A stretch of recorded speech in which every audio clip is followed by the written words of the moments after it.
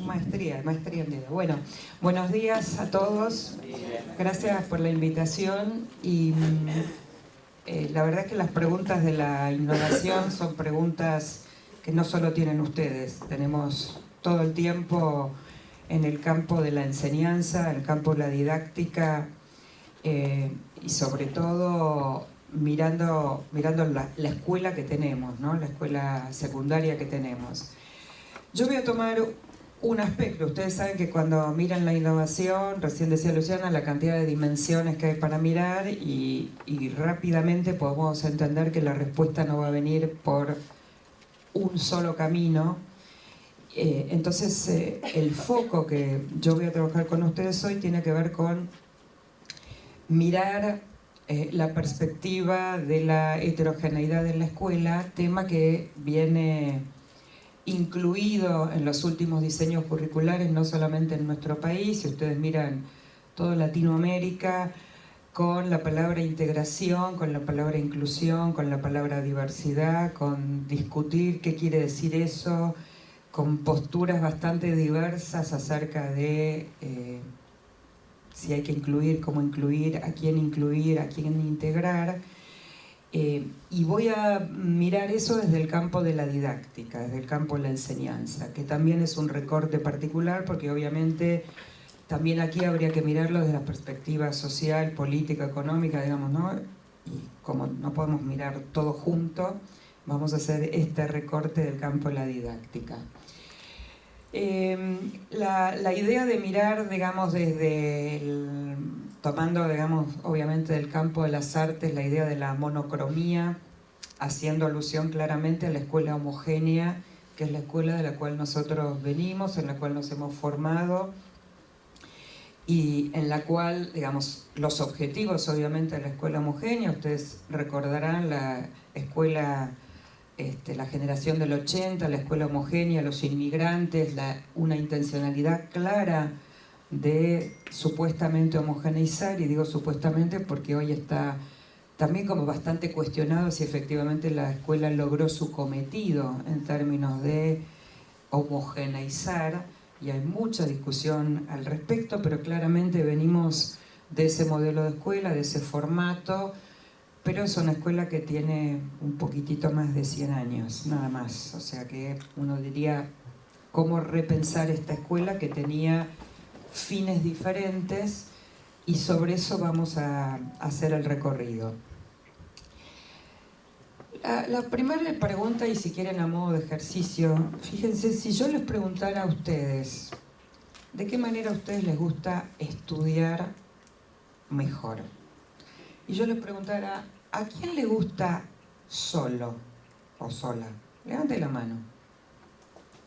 Mírense para ver cuántos son. ¿A quién le gusta en grupo?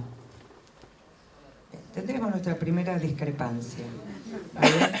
¿A quién le gusta de noche estudiar? ¿A quién de día? Tendremos la segunda, ¿no? ¿A quién le gusta en silencio? ¿A quién con música? Tercera, está bien. Podríamos seguir y en realidad no nos pondríamos de acuerdo, pero sí nos permitiría pensar si ustedes están respondiendo de manera distinta a sus modos de aprender. La primera pregunta que yo me haría del campo de la enseñanza sería ¿por qué enseñamos de una única manera a todos? ¿No? Si acá simplemente con esta encuesta no científica que acabamos de hacer, la primera respuesta que aparece ya tiene que ver con distintos modos de aprender. Y entonces vuelve con más énfasis la pregunta, ¿por qué enseñamos de la única y misma manera a todos nuestros estudiantes? Entonces, tenemos, sí, avance. Este es nuestro punto de partida, esta escuela homogénea, donde si ustedes reconocen fotos, los mayores, los más jóvenes, se acuerdan de la historia de estas fotos, donde básicamente pensamos en varias ideas. Si querés avanzar, Gachi, la próxima, fíjense. La escuela homogénea es la escuela de la clase expositiva por excelencia, ¿no? Y digo clase expositiva en el sentido de yo le hablo lo mismo a todos ustedes, suponiendo suponiendo que todos van a aprender lo mismo, ¿eh? Y con ese supuesto yo elijo exponer a lo que uno podría denominar un promedio de alumnos. Y uno podría preguntarse, ¿promedio de qué? Edad, no, por supuesto. Género, no. Inteligencia, no. Nivel cultural. Digo, promedio de, podríamos decir, de la nada misma, que en realidad claramente delimitado por la edad, ¿está bien? O sea, a los 6 años, a los 7 años, pero después aparecieron los problemas de sobredad y de repitencia, con lo cual este teóricamente indicador de la edad tampoco nos serviría para marcar promedio. Escuela de talle único, y esto habrán escuchado distintos autores, qué sé yo, Pérez Gómez en España con claridad habla y se pregunta, y Tomlinson en Estados Unidos, si la escuela de talle único responde a la medida de todos los alumnos, ¿no? Tomlinson simpáticamente dice, si usted fuera a comprar remeras para sus alumnos, ¿compraría un único talle? No. Tampoco compraría 30 talles distintos, ¿está bien? Pero por lo menos compraría, qué sé yo, pequeño, mediano y grande, ¿está bien? Extra grande, tratando de que esas remeras les sirvan a todos los alumnos que nosotros tenemos. Y evidentemente la escuela de talle único lleva una sola remera y trata de que esa remera le calce a todos los estudiantes. Y quien no entra tiene problemas, digamos, simbólicamente en la escuela que conocemos. La estrategia simultánea, que responde a la primera pregunta que les hice, ¿no? O sea, la misma estrategia para todos ustedes hacen lo mismo, yo les propongo la misma tarea a realizar por todos ustedes, sabiendo que ustedes aprenden de manera diferente, tienen intereses diferentes, tienen tipos de inteligencia diferentes, tienen historias como estudiantes diferentes. Y una escuela que también separó los aspectos organizativos de los aspectos pedagógicos, y el ejemplo más claro es que, fíjense, la escuela secundaria, cuando alguien define los horarios en la escuela secundaria, ¿no? La decisión de los horarios es una decisión organizativa, no tiene nada que ver con una decisión pedagógica, ¿no? Y claramente está separado. Hay una secretaria con mucha experiencia en hacer horarios, ¿no? Y la decisión no tiene nada que ver con la decisión pedagógica, donde qué materia debería ir primero y por qué, cuál debería ligarse con, obviamente los modos de contratación de los docentes, bueno, aspectos organizativos que se delegan en alguien que sabe de organización, pero que no necesariamente sabe de cuestiones pedagógicas. Y entonces esta división también favoreció este modo de pensar la escuela. Y por supuesto una escuela donde, diría, los modos de comunicación no son los que se han favorecido, y fíjense la foto que teníamos antes, digamos, mirar la nuca del compañero de adelante en general no favorece ningún vínculo de comunicación, ¿no? Y uno ha mirado las nucas de sus compañeros durante muchos años, y que los modos de organización espacial, no solamente la organización pedagógica, también la organización espacial, han generado modos de comunicación absolutamente radiales entre un docente y cada uno de los estudiantes. Ustedes deben haber visto, porque la verdad que es un estudio interesante que hay en España, en Barcelona, precisamente el estudio de arquitectura, en realidad no es de arquitectura, es de diseño de interiores de Rosanne Bosch. Rosanne Bosch es una holandesa que se especializó en diseño de aulas. Y ella dice, después busquen en la página porque están los diseños en la página, ella dice que el modo en que ellos piensan y diseñan las aulas no permite generar un modelo didáctico tradicional. O sea que es al revés, ¿no? El modo en que diseñan el espacio de aula no permite a un docente hacer una clase tradicional. Y entonces lo que hace es, por ejemplo, armar cuando ellos diseñan las aulas de cero, pero también cuando rediseñan aulas existentes. Por ejemplo, el espacio para abrir la clase a la mañana es un espacio colectivo, no es un aula. No hay espacio pequeño. Entonces ellos diseñan un espacio grande donde hay varios profesores trabajando, iniciando el día a partir de los proyectos con los que van a trabajar. Y después hay espacios más pequeños para que un grupo vaya a trabajar. Pero digo, ya el inicio del día no es por aula, con lo cual ella dice, ya el diseño del aula está marcando cómo debiera ser la propuesta pedagógica. Bueno, ellos tienen clasificados tipos de espacios, espacios íntimos, espacios para pequeños grupos, espacios que lo llaman merenderos, que son los espacios de encuentro para comer y demás. El mismo diseño nos hace pensar distinto la cuestión pedagógica y obviamente hay toda una línea de investigación hoy entre la pedagogía y la arquitectura como una nueva, si quieren, confluencia de dos disciplinas que nos hacen repensar y reinventar todo el tiempo qué hacemos con los espacios que tenemos. Ellos están haciendo una propuesta acá para el INFOD, para el Instituto de Formación Docente, para un proyecto de nuevos institutos de formación docente, y están también haciendo una propuesta de intervención sobre escuelas que ya existen, que no se puede tirar abajo toda la escuela y construirla, pero están viendo cómo de la escuela existente es posible, con algunas, obviamente, renovaciones arquitectónicas, pensar en un modelo pedagógico diferente. Gracias. Entonces, dos preguntas, así como ustedes se preguntaban en el espacio virtual. La primera pregunta es si es posible que un dispositivo que está armado como el que conocemos, que es la escuela, con horarios, con timbres, con aulas cerradas, con este formato que tenemos, puede alojar innovaciones significativas, ¿no? Y, digamos, sin romper el formato, ¿no? ¿Cómo es posible? Uno dice, bueno, pero hay que mantener el bloque horario, pero hay que mantener los sistemas de calificación, pero hay que mantener... Bueno, la pregunta es si es posible mantener todo eso e innovar, ¿no? Como una primera pregunta. Y la segunda, si la escuela está ofreciendo una educación que responda con igualdad de oportunidades a alumnos que tienen necesidades diferentes.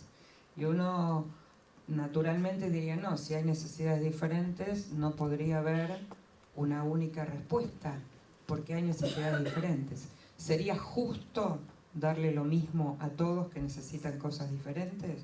Y ahí aparecen, ustedes lo habrán escuchado, en Axel Rivas y un montón de otros colegas hablar del concepto de justicia curricular y justicia educativa en términos de si es justo darle lo mismo a chicos que necesitan cosas diferentes. Y cuando digo cosas diferentes digo de todo ámbito, económico, social, cultural, pedagógico, ¿no? Como dos preguntas que nos hacen pensar desde la perspectiva de la justicia educativa y la justicia curricular. Sí, avanzamos. Teresa Punta es una directora de una escuela del sur de la Argentina, en uno de los lugares más vulnerables de nuestro país, y ella escribió un maravilloso libro que se llama Señales de Vida. Es un libro donde ella cuenta su experiencia como directora en la escuela.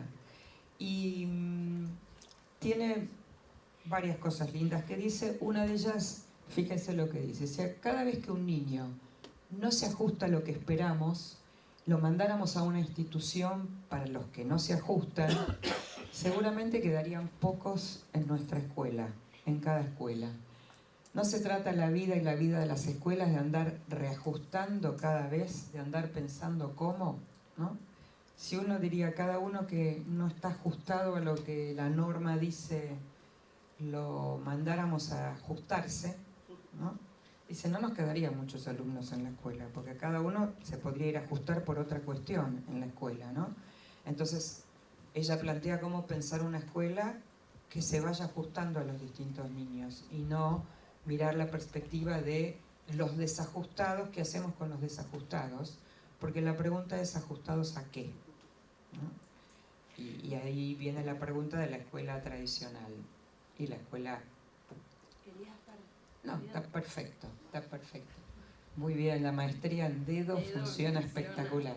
Muy bien. Si nosotros miramos la literatura y la investigación que hay en relación al tema de la diversidad, básicamente encontramos tres líneas haciendo obviamente una síntesis bastante sintética. La primera línea que ve la diversidad como un problema, que es la línea atravesada, digamos, de la escuela homogénea, donde la pregunta es ¿qué hacemos con un niño problema? Y entonces la escuela tradicional ha respondido de varias maneras. Una opción es sacarlo de la escuela, porque no se ajusta a las expectativas de la escuela. Otra línea es mandarlo, como voy a decir simpáticamente, a reparar. Y cuando esté reparado, que vuelva, ¿no? Cuando se normalizó, que vuelva a la escuela normal. Y otra manera es directamente no dejarlo ingresar, o sea, poner determinados requisitos de ingreso, de incorporación, que claramente algunos estudiantes no lo cumplen. Desde esa mirada, la diversidad siempre fue vista como problemático, no como algo que pueda enriquecer, sino justamente lo contrario. El diverso es problema. Entonces, no queremos niños con problemas, queremos niños supuestamente sin problemas en la escuela. Entonces hay toda una línea y toda fundamentación teórica, investigaciones, mostrando esta línea de la diversidad como problema. Una segunda línea, que es la que se ha puesto en práctica en muchas escuelas en nuestro país, que es el reconocimiento de la diversidad como desigualdad social, política, económica, y entonces las escuelas han asumido funciones compensatorias. Entonces, por ejemplo, si no les va bien a un grupo de chicos a la mañana en matemática, hago un taller a la tarde de matemática y lo ofrezco. Y eso compensa, por ejemplo, chicos que no tienen en su casa a la tarde familias que por ahí los puedan ayudar. Funciona como compensación. El tema es que sigue estigmatizando, porque ¿quiénes son los que van al taller de la tarde? Los chicos que tienen problemas, con lo cual hubo un avance en términos de compensación, pero no termina de resolver el tema de la diversidad de estudiantes que tenemos. Y una tercera línea, que es ver la diversidad como singularidad, que es como reconocer la potencialidad y la fortaleza que tiene cada estudiante que tenemos en nuestras aulas. Y esto cuando yo muchas veces los digo, algunos profesores o algunos maestros me dicen, bueno, a algunos alumnos es muy difícil encontrarle la fortaleza. Y yo digo, bueno, este es nuestro desafío. Todos los alumnos tienen capacidad de aprender, todos los alumnos tienen alguna fortaleza. Es verdad que algunos la tienen más a la vista y entonces es fácilmente identificable. Y tenemos muchos otros que hay que encontrar esa fortaleza, cuál es su punto fuerte, cuál es su interés, cuál es su motivación que podría permitir que aprenda mejor. Y de eso se trata, digamos, la tercera línea en términos conceptuales. Si nosotros sí avanzamos, para mirar autores que sostienen esta mirada, y pusimos fotos porque vieron, uno no sabe si vivo, muerto, mujer, hombre, lindo, feo, tenemos diversidad. Claro, tenemos diversidad, nosotros las pedagogas tenemos algunas preferencias por algunos de los que están acá, y es una muestra, la bibliografía es mucho más amplia, pero para que vean, nosotros tenemos básicamente tres orientaciones en este enfoque. La orientación europea, que en Europa esto se llama pedagogía diferenciada, y que tienen a Perrenou, Astolfi, Mérier como exponentes del concepto de pedagogía diferenciada. Ellos trabajan con esta idea desde la perspectiva social, política, económica, miran el tema de la pedagogía diferenciada y se preocupan, digamos, por cómo mirar desde la diferenciación. Tenemos una corriente que es de Estados Unidos, de Canadá, con Tomlinson, con Diane Hickox, que acá no está, pero en Estados Unidos la corriente se llama instrucción diferenciada y tiene una particularidad, digamos, que no les preocupa como les preocupan a los europeos la cuestión social, económica, política. A ellos les generan muchas estrategias de enseñanza, ¿no? Entonces, Tomlinson tiene una página en inglés que se llama Instrucción Diferenciada, llena de recursos, ¿está bien? Y está bueno. Digo, solo que ellos no les preocupan los contextos en términos de, digamos, la decisión de cómo enseñar. Y tenemos latinoamericanos y argentinos, Gabriela Dicker, Jason Beach, Carlos Cliar, Flavia Terilli y demás, que intentan mirar los contextos para también pensar qué hacemos en el aula.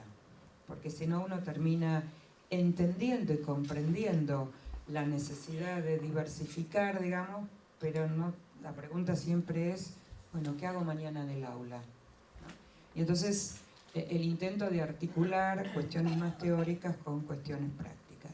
Por supuesto, como esto es un enfoque basado en el constructivismo, tenemos a Brunner, tenemos a Vygotsky, digamos, que nos sostienen algunas de las cuestiones que tienen que ver con este enfoque, y la diversidad de autores obedece a que sería contradictorio que un enfoque de heterogeneidad estuviera basado en un único autor, ¿no? Sería como contradictorio. Por supuesto, está Kohlberg allí porque un objetivo importante de este enfoque es desarrollar estudiantes autónomos, y entonces hablamos de la autonomía cognitiva, de la autonomía social, de la autonomía cognitiva, y entonces tenemos aportes de distintos expertos trabajando con el tema de autonomía. Gardner con sus inteligencias múltiples, Sternberg con sus 3 tipos de inteligencia, digamos que nos mostraron que se puede ser inteligente de diferentes maneras, y en eso también la escuela tradicional ha trabajado fundamentalmente con la inteligencia lógico-matemática y con la inteligencia lingüística, y las otras inteligencias, por eso tenemos materias, vieron, de segunda categoría, dibujo, música, ¿no? No importa ser inteligente en dibujo y música, es importante aprobar matemática y lengua, ¿no? Bueno, y eso también ha contribuido a una escuela mucho más homogénea que heterogénea. ¿Vamos bien hasta acá? La verdad que si quieren preguntar podemos, o sea... ¿Sí? Bien. Algunas ideas que vamos a ir intentando conceptualizar. La primera es que no hay 2 alumnos iguales. Y si no hay 2 alumnos iguales, ¿cómo pensar en la enseñanza?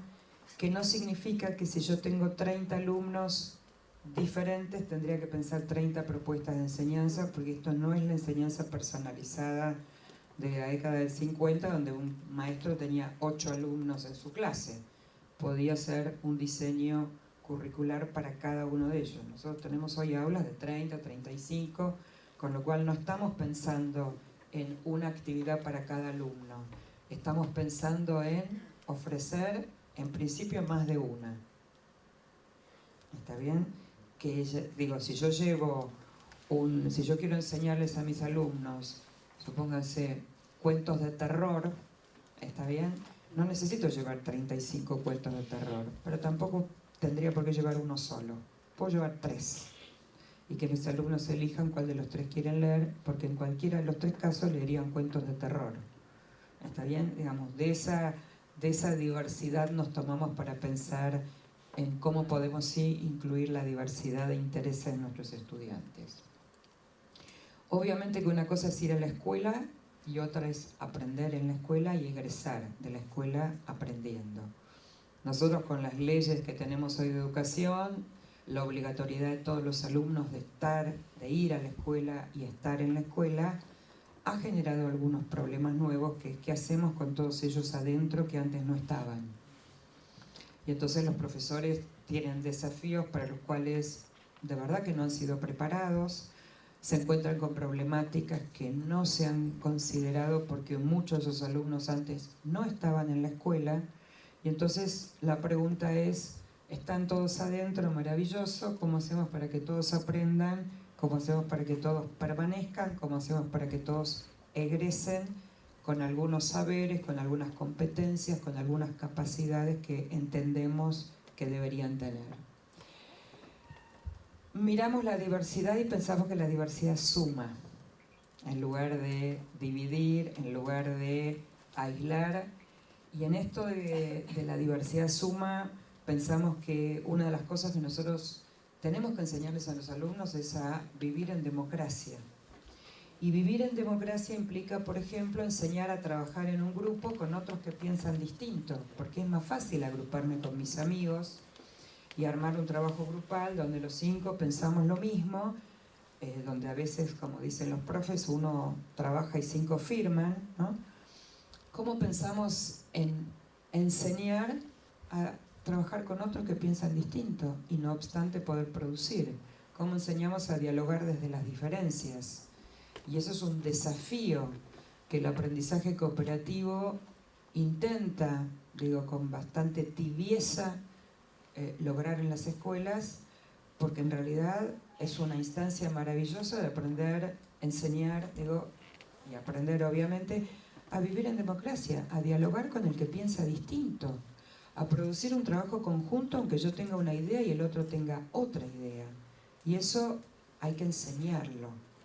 Y eso no alcanza con divídanse en grupos y trabajen. Eso requiere un trabajo metódico y sistemático del concepto de aprendizaje cooperativo, comunidades de aprendizaje, comunidades de práctica, que son ideas, conceptos que están circulando, que queda lindo decir que uno practica eso, bueno, pero la pregunta es con cuánta seriedad y profundidad efectivamente eso sucede en nuestras aulas.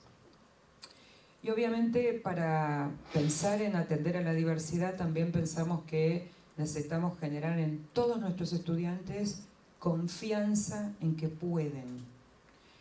Yo siempre recuerdo cuando yo iba a la escuela primaria, a una escuela pública, y me acuerdo hasta el día de hoy, mi compañero de banco, la maestra de primer grado, le decía una frase como esta: y bueno, pobre, a vos no te da la cabeza.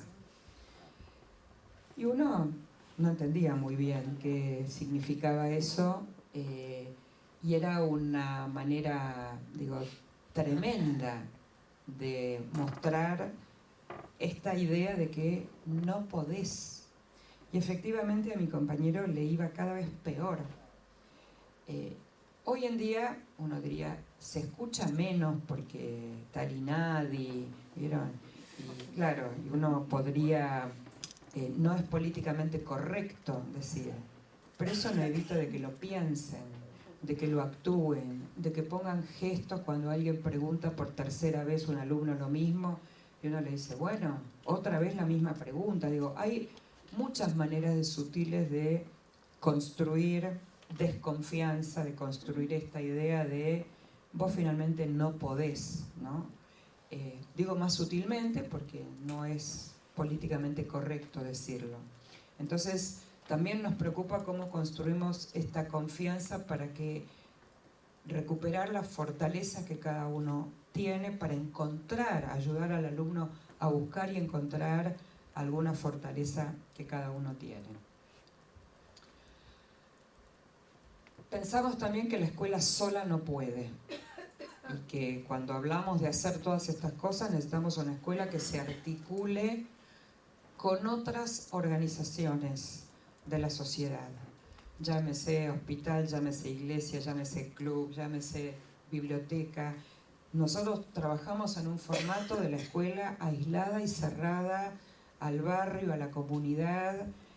Hablo genéricamente, por supuesto, hay muchas escuelas que trabajan en red, pero no solamente red entre escuelas, red con otras organizaciones de la comunidad. Cuando uno piensa en la escuela del futuro, y hay mucha producción hoy de gente, no haciendo futurología, pero tratando de imaginar, ¿no? De pensar futuros. Y no sé si se acuerdan, el año pasado hubo una jornada cerca de fin de año donde una de las preguntas de trabajo era si alguien te para en el 2040 y te pregunta dónde está la escuela, ¿qué le contestás? ¿No? Y las respuestas tenían que ver con ideas de redes, no de un local necesariamente ubicado en esta esquina, sino más allá de la cuestión tecnológica, digamos, de redes, donde hay cosas que suceden en el club y cosas que suceden en la biblioteca y cosas que suceden en la escuela y cosas que suceden virtualmente, ¿no? Entonces, ¿cómo pensar en articular la escuela con otras organizaciones que puedan ampliar las posibilidades de hacer, de pensar, de juntarse con otros que no sean solamente los de cuarto B de mi división? Traigo acá lo que la UNESCO define como inclusión, porque siempre a esta charla sobre el aula heterogénea siempre viene la pregunta: ¿qué hago yo que tengo en mi aula 2 niños con necesidades educativas especiales? Y entonces me parecía importante recuperar una primera definición que tiene la UNESCO sobre lo que es inclusión. Y fíjense que la UNESCO habla de inclusión como un derecho de todos los estudiantes, no particularmente el que tiene una necesidad educativa especial, sino de cada uno de los que estamos sentados acá, que no necesariamente somos diferentes por tener una necesidad educativa especial. En todo caso, ampliemos la definición de necesidad educativa especial. Yo diría, alguno de ustedes, por ejemplo, es tímido y otro es muy extrovertido. Y uno podría identificar como una necesidad educativa especial el que es tímido o vergonzoso, ¿no? Por eso no entran en la categoría de niños con necesidades educativas especiales. Entonces, ampliemos la idea de inclusión. Cuando hablamos de inclusión, hablamos de incluir al que tiene una necesidad educativa especial, al que es tímido, vergonzoso, al que es sumamente extrovertido, al que es inquieto, ¿no? Hiperactivo, hiperkinético. Uno diría, tenemos muchos tipos de diversidades. Y entonces pensar cómo incluir a todos.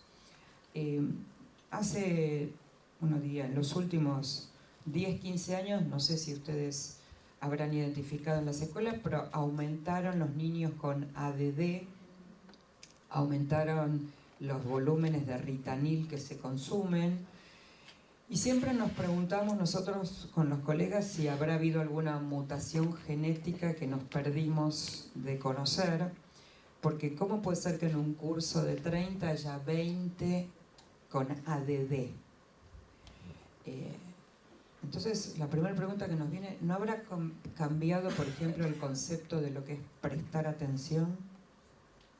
Porque antes era, sentate, me mirás a mí y me prestás atención solo a mí. Y hoy los chicos hacen muchas cosas al mismo tiempo, pero nosotros seguimos insistiendo que se sienten calladitos, que nos miren a nosotros y que nos presten atención. Y obviamente, como no lo hacen, es más fácil decir tiene déficit de atención. Pero uno podría preguntarse, ¿qué pasa en las propuestas de enseñanza?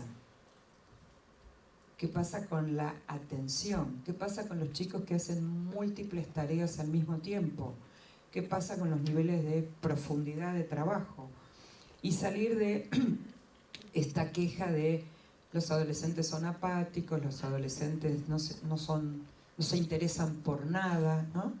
Porque yo siempre digo, mírenlo jugar en un locutorio en red y díganme si hay algún apático o desinteresado o falta de motivación. Intenten hablarles mientras están jugando en red, ¿no? Y uno diría, bueno, pero entonces la solución es llevar los locutorios a las escuelas. Bueno, no. Pero la pregunta es, si ellos pueden concentrarse en algo y estar altamente motivados, quiere decir que tienen intereses, quiere decir que no son apáticos, no son indiferentes. ¿Será que no hemos logrado llegar nosotros con algunas propuestas para que les interesen, ¿no? Como una pregunta que nos preguntamos. Sí. Nos atrae más la igualdad, es más fácil. Si yo les pregunto, ¿están de acuerdo en que comamos medialunas todos ahora? Es más fácil organizar. Compro 50 medialunas, ahora me dice, yo quiero churro con dulce de leche, yo quiero tostadas porque estoy a dieta, yo soy celíaca, yo soy... Bueno, se me complica. ¿Está bien? Se me complica. Es más difícil. Pero la pregunta sería, ¿no sería más interesante traer churros, medialunas, tostaditas y manzanas? Obviamente algunos de ustedes van a decir, a mí no me gusta ninguna de las 4. Bueno, señor. Todas también. ¿Eh? O todas también. Algunos dirían, me gustan todas. También dirían. Lo de los celíacos también muy bien. Pero diría, mire, 4 es mejor que 1. Tiene 4 opciones, que es mejor que 1, ¿no? Entonces nos preguntamos, ¿qué hacemos con las diferencias? Tratamos de... ¿Vieron esa pregunta que uno a veces hace? ¿Estamos todos de acuerdo en ir a comer medialunas? Y en esta idea de falso consenso, ¿no? Resulta que después llegamos y alguien dice, ah, no, pero yo no quería medialunas. Bueno, pero yo pregunté.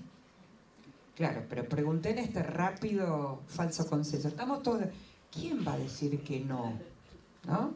Bueno, entonces nos preguntamos, ¿qué hacemos con las diferencias?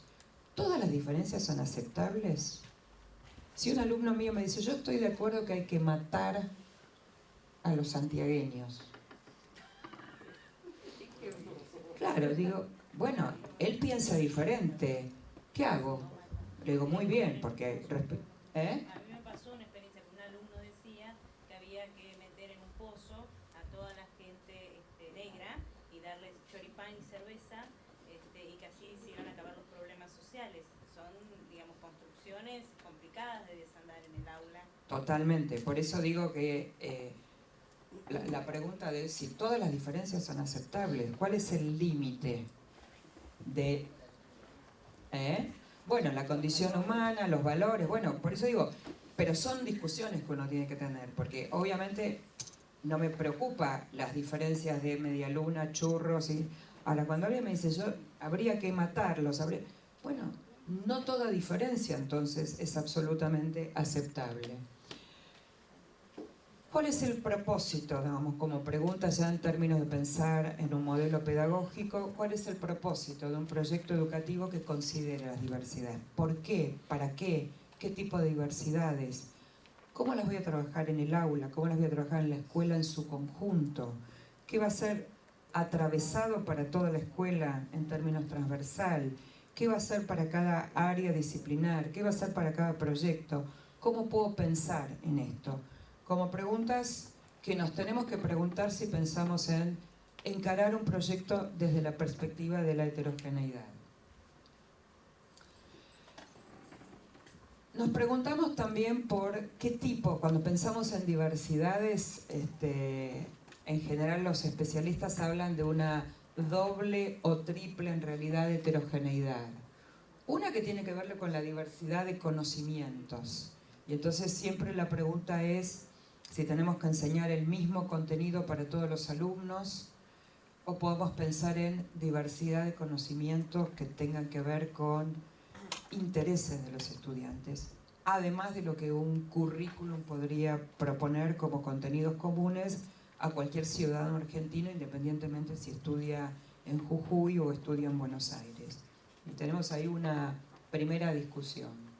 La segunda, ¿cuánta pluralidad de experiencias podemos promover efectivamente para trabajar con la idea de diversidad? Si todos los alumnos trabajan en el mismo proyecto, todos los alumnos trabajan con la misma actividad, no hay pluralidad de experiencias. Y nosotros necesitamos, para ofrecer esta perspectiva, pluralidad de experiencias, de todo tipo, de áreas, de tipo de materiales, de tipo de recursos, de disciplinas que nos permitan proponer distintas experiencias. Los expertos dicen que quienes aprenden con maestros que diferencian se reconocen como aprendices porque están equipados, porque pueden, fíjense, ver a sus compañeros en distintos puntos de un mismo viaje, ¿no? Si uno tomara la metáfora del viaje, uno diría, nos podemos subir en distintas estaciones, en distintos vagones, podríamos subir y bajar en distintos momentos, podríamos llevar distintos equipajes, podríamos poner cosas distintas adentro de nuestras mochilas, ¿no? ¿Cómo hacemos para articular eso? Algunas entonces, tratando de retomar algunos de los hilos que les planteé, algunas ideas centrales del enfoque. Y miren, tenemos básicamente como 6 ejes de trabajo para pensar en el enfoque. Uno tiene que ver con la autonomía, yo lo mencioné antes. Hay un propósito muy firme de este enfoque que es desarrollar estudiantes autónomos. La mayoría de los perfiles de egresados de los colegios dicen lograr un estudiante autónomo. Y siempre la pregunta es, ¿dónde se le enseña? No es porque debiera haber, gracias Nati, no es porque debiera haber una materia que se llame autonomía, obviamente, pero la pregunta es, ¿cómo estimulamos la autonomía en un modelo de escuela, lo voy a decir en términos de primaria, seño-dependiente? ¿Puedo? ¿Se puede? ¿Tengo permiso para? ¿No? El otro día nos reíamos porque hablábamos con maestros de primaria y una maestra de segundo grado dice, yo les fomento la autonomía. Cuando pintan, les digo, pueden usar rojo o azul. Gracias, les dijimos, muy amable, está muy bien, mejor sería, o sea, es mejor que le dijera solo rojo, pero fomentamos alumnos dependientes. Nosotros, en nuestro rol docente, nos encanta la centralidad, nosotros estamos parados acá y creemos que controlamos todo lo que pasa ahí atrás y no es verdad. Nada de eso es verdad, pero estimulamos muy poco actividades más descentralizadas, propuestas de desarrollo de autonomía en serio, y tenemos modelos sumamente dependientes, pero en nuestros perfiles de egresados dice autónomos, capaz de tomar decisiones, capaz de interactuar con el medio ambiente, con el ser humano, el otro, etc. Una segunda, obviamente ligado a esta idea de autonomía, cómo favorecemos desarrollo de habilidades metacognitivas, porque para poder ser autónomo yo tengo que reconocerme como aprendiz, tengo que reconocer mis fortalezas, mis debilidades, cómo aprendo, cuáles son las mejores estrategias para mí para aprender, entonces cómo desarrollo habilidades metacognitivas, que es todo un campo en general poco desarrollado en las escuelas, poco trabajado como propuestas de enseñanza, las habilidades metacognitivas. Ligado a eso, el enfoque claramente propone enseñar a los alumnos a elegir. La escuela como institución no les permite elegir casi nada, por no decir nada, casi nada. Todo está pautado. En un mundo en el que vivimos que el adolescente elige qué mira, a qué juego juega, con qué tecnología, con qué herramienta, eligen todo afuera y la escuela no les permite elegir nada. A lo sumo el rojo o el azul para pintar, digamos, simbólicamente. Entonces es difícil trabajar con los intereses de los alumnos si no les permitimos elegir absolutamente nada. Entonces un principio de este enfoque es la idea de elegir, que por supuesto hay que enseñar. Lo primero que decimos es que no les dejamos elegir porque no saben o porque eligen lo más fácil. Bueno, es nuestra tarea enseñarles a elegir. Cuando uno elige, gana cosas, pierde cosas. ¿Por qué elegí lo que elegí? ¿Qué aprendí cuando elegí? ¿Qué perdí cuando elegí esto en lugar de aquello? El aprendizaje cooperativo del cual hablamos hace un ratito. La idea de flexibilidad en este enfoque. Pensamos que el diseño, la planificación de una clase, de una propuesta de enseñanza, tiene que ser flexible. Flexible en el uso de los tiempos, flexible en el uso de los espacios y en el uso de los recursos. Y por eso trabajamos mucho el concepto de entorno educativo, así como yo les hace un ratito hablé de la página, digamos, de la propuesta de Rosanne Bosch, la idea de ampliar los espacios de trabajo dentro de la escuela, que no sea el aula, las 4 paredes del aula y la puerta cerrada, los lugares donde se aprende en la escuela.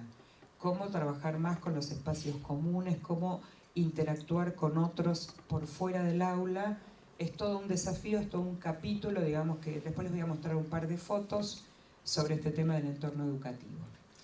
Avanzamos, Gachi.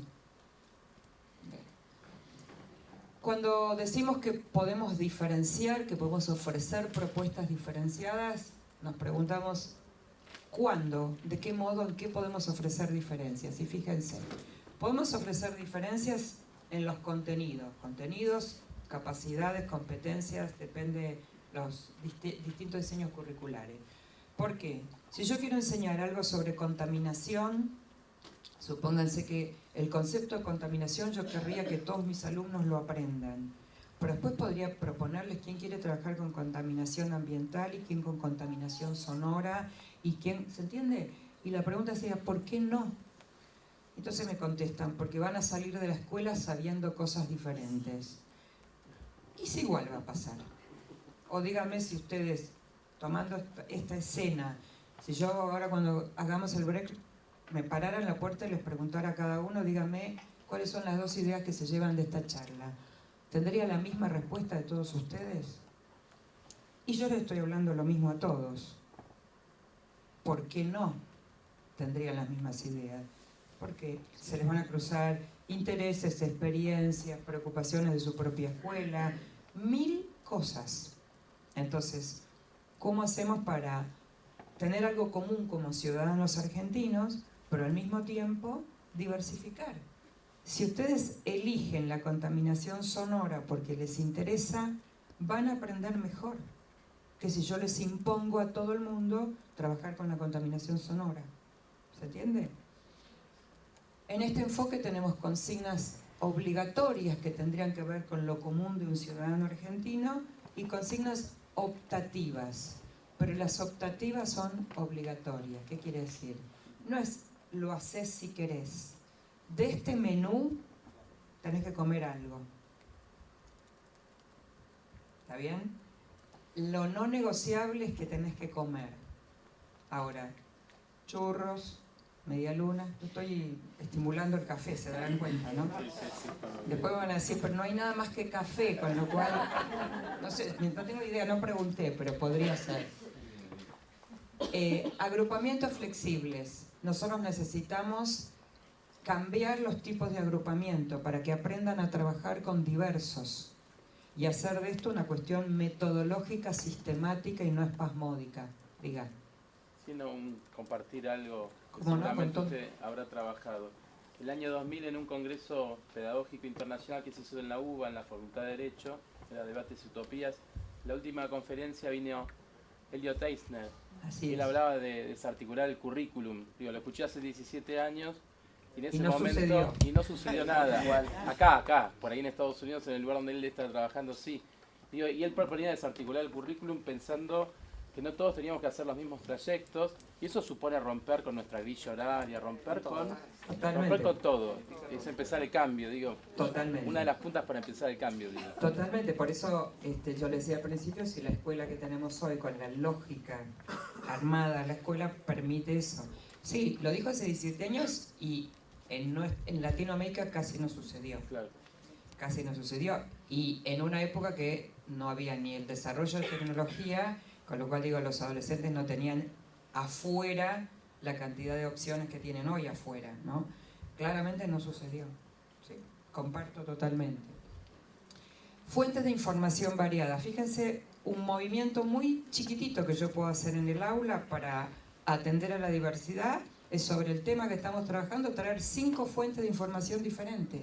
¿Quién quiere trabajar con un video, con un documental? ¿Quién quiere trabajar con un texto? ¿Quién quiere trabajar con un reportaje? ¿Quién quiere trabajar con una fuente de internet? Y ya estoy ofreciendo alternativas. Diversidad de recursos, obviamente. Traigo un video, traigo un artículo periodístico, traigo una fuente de información, de divulgación, y estoy ofreciendo recursos diferentes, productos diferentes. Vamos a trabajar con la contaminación y les ofrezco 3 productos al finalizar este proyecto donde ustedes eligen con qué van a demostrar que aprendieron. Y entonces alguno de ustedes como producto final hará una propuesta para mejorar las condiciones de contaminación ambiental en la escuela. Otro de ustedes escribirá un artículo de divulgación para publicar en determinado diario y otros de ustedes harán un video dirigido a alumnos de primaria para mejorar condiciones ambientales en la escuela. Son productos diferentes. A mí me daría lo mismo que ustedes elijan con qué producto creen que demostrarían mejor lo que aprendieron sobre contaminación, porque vuelve la pregunta, ¿quién soy yo para decirles la manera, Eso, justo cuando termines te quería hacer una pregunta en relación con eso. Perfecto, si es diversa la pregunta te la voy a ver. Diversa y viene... Perfecto, porque la pregunta ¿quién soy yo para decir, todos ustedes van a demostrar lo que aprendieron de contaminación respondiendo esta pregunta teórica? ¿Por qué? Si alguno de ustedes me diga, déjame hacer un mapa conceptual donde yo te conecte los distintos factores que causan la contaminación. Algunos de ustedes, déjame escribir un texto explicando. Y otro me diga, déjame que te muestre en un video cómo puedo. Y la pregunta es, ¿por qué no? No, porque la evaluación tiene que ser la misma para todos. Y entonces volvemos, aunque desplegamos en la enseñanza diversidad de propuestas, a la hora de evaluar, volvemos a la misma para todos. Diga. Bueno, es que justamente como es una idea que nos preocupa mucho el tema de la evaluación, a veces sucede que se diversifican los productos, pero a la hora de calificar, lo que sucede es que al que escribe le ponemos más, eso, ¿no? obvio, porque es mejor eso, claro. No, y obviamente, sin entrar en detalles de la evaluación, esto implica establecer con claridad criterio, porque los alumnos eligen hacer un video y la pregunta es ¿qué evaluamos del video? O eligen hacer un rap porque les parece fantástico el rap y después en el rap ponen la contaminación es muy mala, la contaminación es muy mala, la contaminación es muy mala. Y uno dice, ¿y? Pero hicieron un rap. Bueno, para hacer un rap, para hacer un video, tengo que, con mucha claridad, establecer los criterios que implican que ese trabajo va a estar aprobado. Y no, el rap está lindo, cantan lindo los chicos. Bueno, no sería el criterio, salvo que venga el profe de música para decir esto. Tiempos diferentes, cuando yo hago propuestas, trabajo con proyectos, con cosas más extendidas en el tiempo, puedo permitir flexibilidad, qué cosas se hacen en casa, qué cosas se hacen en la escuela, en qué momentos les permito que se agrupen y trabajen para avanzar con la idea, con el proyecto. Y obviamente tipos de inteligencia que si uno tomara las inteligencias de Sternberg o de Gardner, podría ofrecer propuestas considerando los distintos tipos de inteligencia, estudiando previamente con profundidad los tipos de inteligencia, ¿sí? Yo siempre les cuento, Gardner dice que si hubiera sabido lo que se hacen con sus inteligencias, no las hubiera publicado. ¿Por qué dice él? Dice así, ¿vieron? En nuestro país sería el equivalente a la revista Para Ti. ¿A usted le gusta cantar en la ducha? Sí, entonces usted tiene inteligencia musical, diría el cuestionario de la revista Para Ti. Gardner dice, lejos estamos de que inteligencia musical tenga quien canta en la ducha. Estudiemos en profundidad qué significa la inteligencia musical para poder ofrecer efectivamente propuestas de actividades que incluyan ese tipo de inteligencia o cualquier otra. No sé ni cómo estoy de tiempo, yo no miro el reloj, pero... Sí, perdón. No sé si no es una consulta, es un comentario. Todo eso que vos pusiste antes tiene que ver en general con los programas que hay en los profesorados de didáctica general. Los profesores tenemos eso. Nada de lo... espera que te acercamos porque No, hablo más fuerte, hablo... No. Habla como profe. Ok, quiero decir que eso que vos pusiste antes, todo tiene que ver con lo que se enseña en las cátedras de didáctica general. En las últimas reformas que hubo, se dignaron a agregar una unidad sola, la última, que es a la que habitualmente no se llega, que es educar para la heterogeneidad. Pero la didáctica que se sigue enseñando es la tradicional. A los chicos que están aprendiendo ahora se les sigue enseñando, que está bien, constructivismo, conductismo, cognitivismo, pero nada de esto entra, con lo cual vos recibís profesores nuevos que de esto no tienen ni idea. Tenés que lidiar con eso también.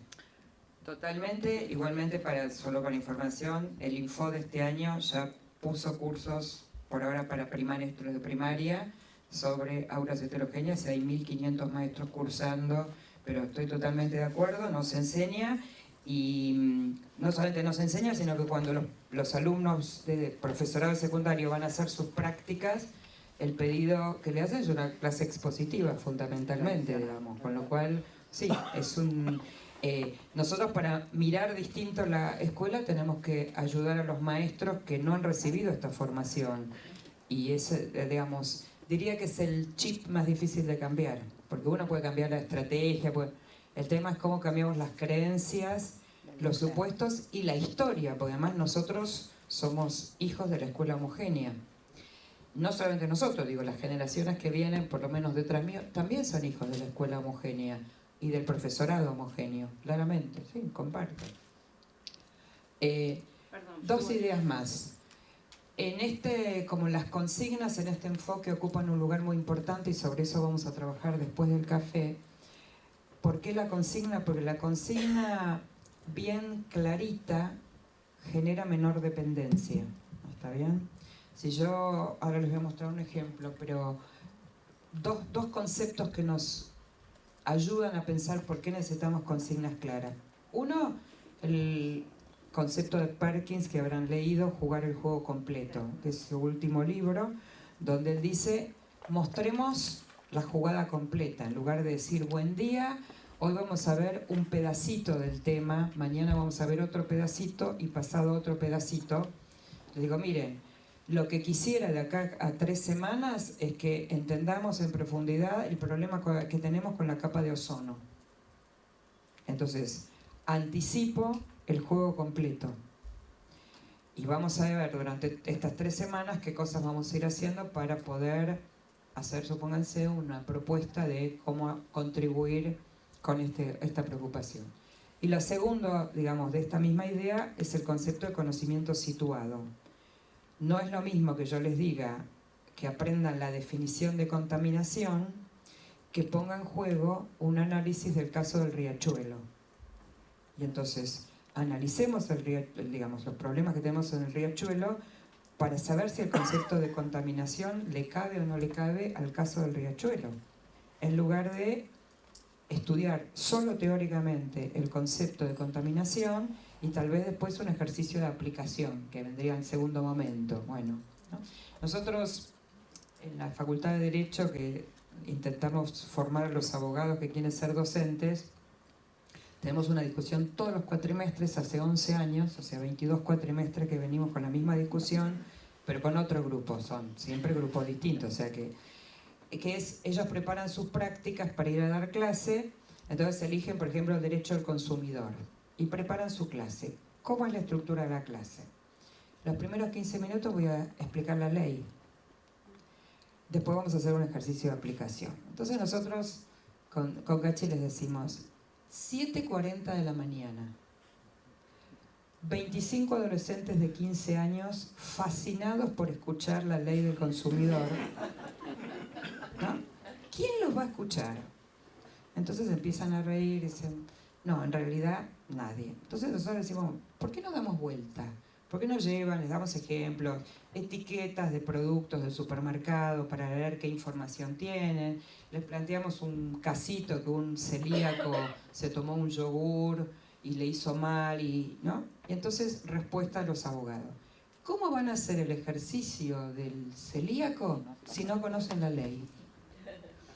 Y entonces nosotros decimos, pero si no la escuchó a las 7:40 de la mañana, aunque vos tengas la intención de que primero la ley y después el ejercicio. Bueno, esta discusión que es simpática y que después de discutir bastante, pasa todo el tiempo. O sea, la idea de conocimiento situado viene supuestamente después de la teoría.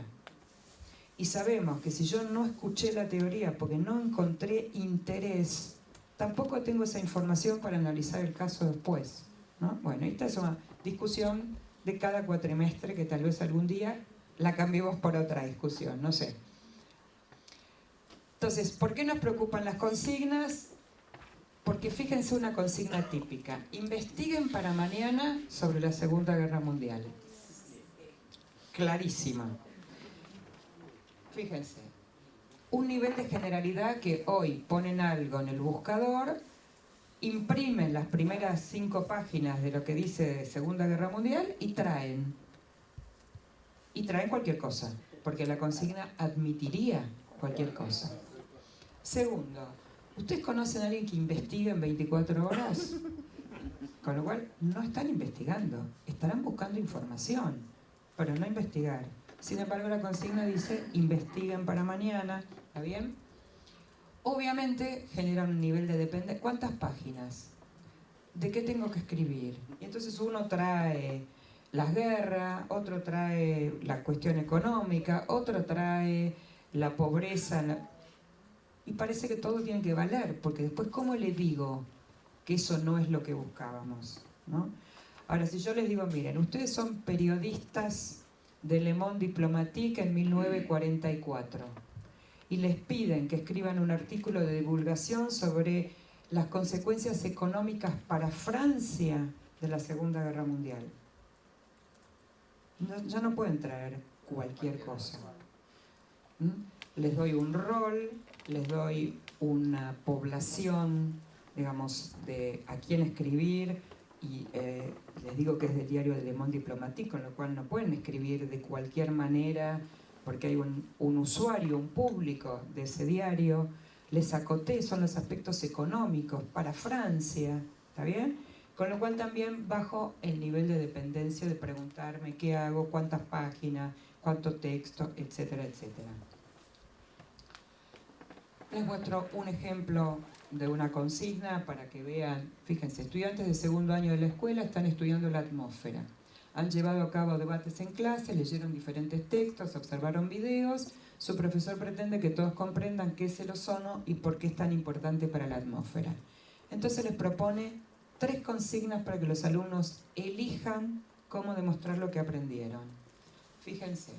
Elaboren 3 anuncios para la televisión y la radio en los que se explique la amenaza que representa la disminución del ozono para la salud.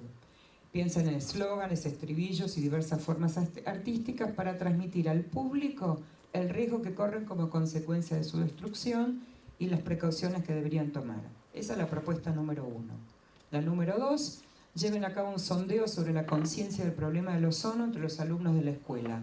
Se sugiere recurrir a estudios realizados por profesionales para usarlos como modelos para diseñar, implementar y comunicar su propia encuesta. Para informar los resultados pueden elegir diferentes formatos, gráficos, viñetas, etc. Tercera propuesta, realicen un debate sobre la existencia de un problema del ozono causado por el hombre. Cada panelista asume el rol de un miembro de algún grupo ecologista o político que defiende el punto de vista del colectivo al que representa y responde a quienes plantean ideas opuestas. Diga. Se me ocurre pensar esto, que los docentes tienen todo un tema con la formación. Indudablemente ahí hay algo sobre lo que construir, y después hay algo que me parece que para nosotros es un enorme desafío, gracias, que es, yo pienso en la construcción del valor del propio trabajo que hace este profesor, porque probablemente si diera clases en Buenos Aires, habría muchos que mirarían a este tipo diciéndole, está robando, ¿no? O sea, está perdiendo el tiempo. ¿Por qué? Y porque no hizo una prueba, o porque, ¿no? O sea, y ahí hay un gran sacrificio, porque no solo tiene que ver con la formación, sino con la construcción de la imagen de lo que uno debería ser, de lo que los docentes deberían ser, del desafío que representa en concreto, y que eso es, de algún modo, hacer mejor las cosas que en otro momento y en otra situación. A mí me parece que es un desafío enorme la heterogeneidad no solo de los alumnos y de la formación, sino de los profesores, sus imaginarios sobre lo que es ser un buen profesor y lo que deberían hacer. A veces eso es lo que justamente hace más difícil. Totalmente. Bueno, uno podría pensar por qué la capacitación de los docentes es homogénea. Porque si al mismo principio yo le pido que haga con sus alumnos, la pregunta sería por qué la capacitación que yo hago con los docentes, o que los docentes van a, es homogénea para todos. Si yo quisiera, es como decirles, bueno, ustedes trabajen cooperativamente con sus alumnos, pero yo no trabajo con mi equipo docente cooperativamente. Es el mismo principio figuraría. Por supuesto que esto, para ser completo, debería tener los criterios de evaluación, debería tener una rúbrica, debería tener un checklist para que no sea cualquier cosa vale. Anuncio de televisión, bueno, 3 chicos bailando. No es eso lo que estamos buscando. Ahora, si yo lo hago en serio, digo, voy a tener alumnos mucho más interesados. Y además yo les digo, miren, el día que abro el proyecto, les digo, este va a ser el trabajo final. Con lo cual, las próximas 3 semanas, junten insumos para esto. Y un insumo puede ser una clase expositiva mía, no estoy diciendo que no. Pero es una clase expositiva que digo, escuchen lo que les voy a contar porque van a necesitar insumos para esto. Mañana vamos a ir a la biblioteca porque van a necesitar insumos para esto. Con lo cual, estoy otra vez trayendo la idea del juego, jugar el juego completo y de conocimiento situado. O sea, no es hoy les cuento la capa de ozono, mañana les cuento, ¿no? Claro que implica una cabeza distinta del docente, pero implica una cabeza distinta del director, del formador, todo el tiempo. ¿Sí? Ya vamos a ir cerrando antes de que me... Bueno, acá tienen otro ejemplo chiquitito, más acotado. Escribir un artículo periodístico sobre los posibles conflictos entre países latinoamericanos que pueden surgir a partir del uso de diferentes recursos energéticos. O organizar un debate interpelando la postura de 2 países latinoamericanos sobre el uso de un recurso energético en particular. Elegir un problema puntual. O B, hacer un relevamiento entre sus compañeros sobre el consumo de gas y electricidad, determinar el consumo por habitante en su familia por día, identificar posibles fuentes de desperdicio en la casa y sugerir formas de optimizar el consumo. B, diseñar un dispositivo que permita hacer un ahorro efectivo de energía en casa. No lo puedo hacer si no sé sobre el tema.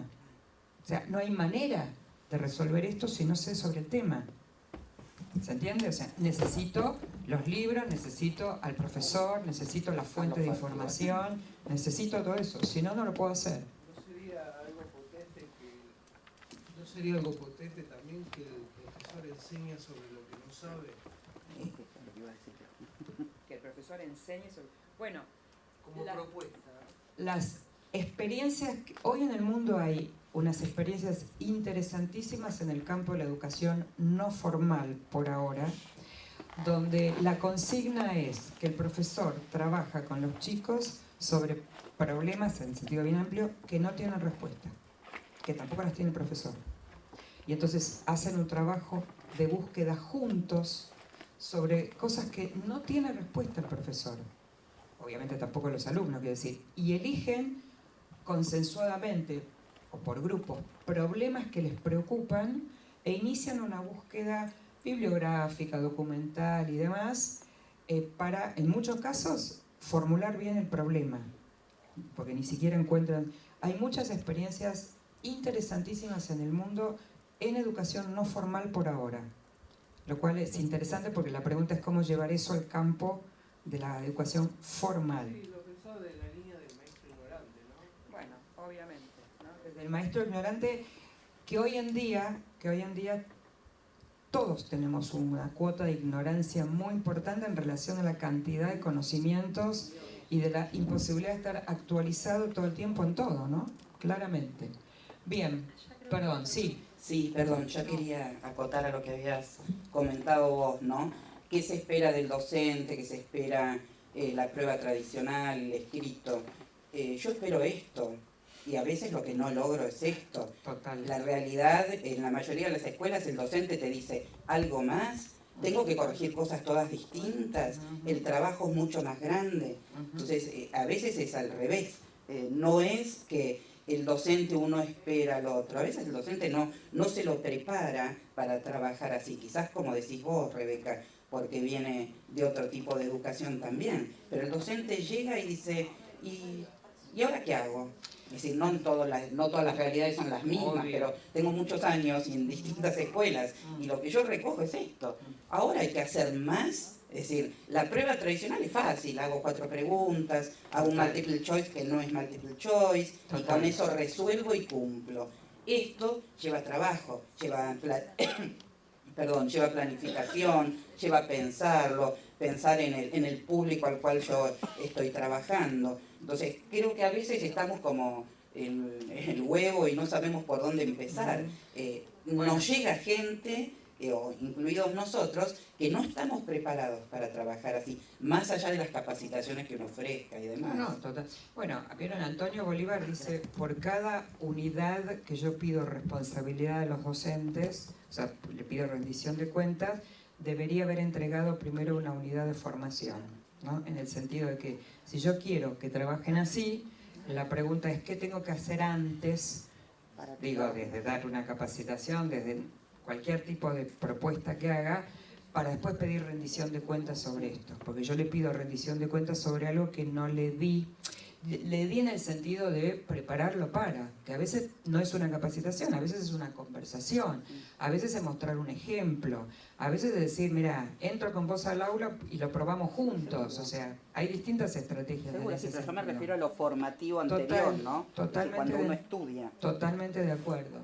Sí, no digo, acuerdo con lo que dice acá la profesora, de todos modos, y no es solamente una defensa de los docentes, yo creo que hay docentes muy creativos y con muy buenas intenciones transitando todas las escuelas, así como las hay resistentes, no tengo la más mínima duda, pero creo que también la función del directivo es promover, luchar y tratar de conseguir recursos que hoy no están a disposición para que el docente trabaje con estrategias renovadas y con una creatividad renovada, que también requiere de parte de la escuela, como decías vos, Rebeca, antes, nuevas estructuras de la organización escolar. Entonces, si yo pretendo que un profesor incorpore estrategias diversas dentro del aula, también tengo que poner a disposición de ese profesor que, a pesar de toda su creatividad, tiene que seguir trabajando 80 minutos en un lugar, terminar su jornada e irse a otra escuela. Tengo que proveerle una organización escolar que facilite esa creatividad. Y la realidad es que las escuelas, digamos, flexibilizamos internamente, porque seguramente el ayudante de laboratorio no es estrictamente un ayudante de laboratorio, el bibliotecario no es estrictamente un bibliotecario, y está muy bien que así no sea, digamos, pero también para apuntar a algo más macro tenemos que disponer de personal permanente y capacitado para colaborar en la tarea del aula, porque si no seguimos trabajando en la soledad del aula, y es el profesor el que manda a sacar la fotocopia, y es el profesor el que tiene que hacer una estrategia para colaborar con una creatividad que después no condice con una estructura, ¿no? Compartimos y diría que es una eterna discusión, digamos, todo el tiempo, ¿no? Cuánto se espera del afuera como sistema y cuánto podemos hacer adentro, y cómo nosotros venimos haciendo siempre malabares en el sentido de tratar de hacer cosas adentro y también preocuparnos porque cambie algo el sistema. Digo, es como una preocupación eterna de esta época, de hace 20, de hace 40, y no sé si será dentro de los próximos 40. Pero claro que sí, por eso una de las preguntas iniciales mías es si este modo de que la escuela exista, como en su diseño, permite pensar una escuela distinta, digamos, en el sentido de las estructuras que tiene establecidas por el sistema. Sí, a ver. Celebro todo lo que estás compartiendo, me parece que todos coincidimos. No pregunto nada nuevo. ¿Cómo conjugo esto cuando me llega FESBA, aprender, y, no trato de ser grosero, y el instructivo de cómo adiestrar a los chicos a responder los formatos FESBA, aprender, etc.? Porque entonces hay un grave problema. Cuando el sistema educativo termina siendo diagnosticado como malo, que ya sabemos que estamos mal, me vienen instructivos que los chicos no están acostumbrados. Porque yo además quiero pedir a los profes que hagan esto. ¿Cómo conjugamos esto? Sí, yo agregar que me parece, vos comenzaste, Rebeca, manifestando que la posibilidad de hacer aulas heterogéneas genera mayores aprendizajes, mayores satisfacciones y mayores desarrollos. Y a veces pienso que todo lo que estamos escuchando nos energiza a todos los directivos a pensar ser para nuestros docentes lo que esperamos que los docentes sean para nuestros alumnos, de manera de ser animadores, de generar, encontrar en cada profesor, en cada docente, cuál es su propio carisma, cuál es su propia línea de intervención, y ser animadores para el cambio. Me parece que eso es para nosotros, como directivos, nuestra máxima responsabilidad. Y en lo personal siempre pienso que el trabajo, empezando por uno mismo, genera modificaciones en el afuera. Me parece que esperar que el afuera modifique para que yo modifique me empobrece. Y creo que como directivos esa es la segunda gran responsabilidad, que a lo mejor no sabemos cómo ni por dónde empezarla, pero sí saber que queremos ser para nuestros docentes, para que nuestros docentes sean con los alumnos, agentes de transformación de la realidad educativa, ¿no? Creyendo que en ese cambio el primer beneficiado también va a ser el mismo docente que adquiere una nueva modalidad de ser, ¿no? Sí, digo, tomo las dos cosas y prometo que cerramos para café, ¿estamos bien? La primera, digamos, en relación a los directores, yo creo que en la historia de la función directiva se fue perdiendo en el camino la función pedagógica, ¿no? Por la función administrativa, organizativa, y yo creo que hay que volver a recuperar fuertemente la función pedagógica, que además es la más interesante para la que uno se postula al cargo de director. Uno no se postula al cargo de director para llenar planillas, digamos. Digo, lo mismo digo para los docentes, en el sentido de lo que ocurre hoy, sobre todo en la escuela secundaria, de la cantidad de docentes estresados y demás. Y hay un texto muy lindo de Estela Coles que se llama Estilos de aprendizaje, donde ella hace una clasificación a partir de una investigación que hace del uso del tiempo en el aula. Y mostrando, toma una tipología, mostrando que, por ejemplo, de 80 minutos, el docente usó 40, distribuido, en cuestiones de conducta. Portate bien, guarda el celular, saca la mochila, no hables con tu compañero. Entonces, la pregunta que viene a eso es si yo elegí ser docente para dedicar de mis 80 minutos 40 a cuestiones de conducta, digamos. O yo elegí la docencia porque me gusta enseñar, porque... Y obviamente que esto genera estrés, porque 40 de los 80, portate bien, saca la mochila, guarda el celular, no es tarea gratificante como no es para un director de toda una jornada haber hecho 6 horas de llenar planilla, digo simbólicamente. Entonces, me parece que hay un tema de cómo podemos recuperar la función pedagógica con más fuerza que las otras funciones, que obviamente son importantes. Esta es una cuestión. La segunda, con el tema de la evaluación, ustedes saben que el tema de la evaluación es otro capítulo de esto, o sea, no tomo la pregunta porque me parece importante, no tenemos tiempo para desarrollar, pero el tema de evaluación tiene muchas aristas, porque es cierto que las evaluaciones sobre todo nacionales o internacionales, tienen mucha crítica, mucha discusión en relación a cuánta información valiosa nos da. Y esto tiene que ver con decisiones de los sistemas de evaluación en el marco de los sistemas. Porque uno dice, un país necesita saber dónde está parado. Después el tema es qué se pide en los ítems de evaluación, ¿no? Pero digo, hay una cosa que nosotros necesitamos como país saber dónde estamos parados. El problema es que muchas veces esa información de país yo la traigo a mi escuela y digo, mi escuela está mal porque en el ranking nacional, y ahí tenemos problemas, además de qué se pide en los ítems de evaluación. Pero digo, uno necesita saber como país dónde está. Así como escuela yo necesito saber dónde está mi escuela en relación a los aprendizajes. Por otro lado, en la medida que los que escriben sobre la escuela de futuro dice que en el futuro debería cambiar el sistema de evaluación y dan como ejemplo que deberíamos enseñar a los padres a cambiar la pregunta de la evaluación. En vez de ¿cuánto se sacó mi hijo?, la pregunta debería ser, por ejemplo, ¿cómo es mi hijo trabajando en grupo? Porque la información más valiosa no es si se sacó un 7 en geografía, sino mi hijo tiene capacidad para trabajar con otros, mi hijo tiene capacidad para pensar por su propia cuenta y tomar una decisión.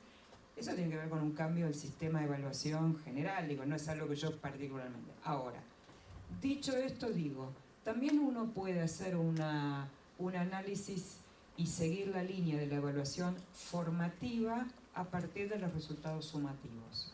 O sea, los resultados sumativos pueden servirme para acusar a los docentes que no enseñan bien y hacerlos responsables, o puede ser un indicador interesante que me permita promover un debate con mis docentes acerca de qué estamos enseñando.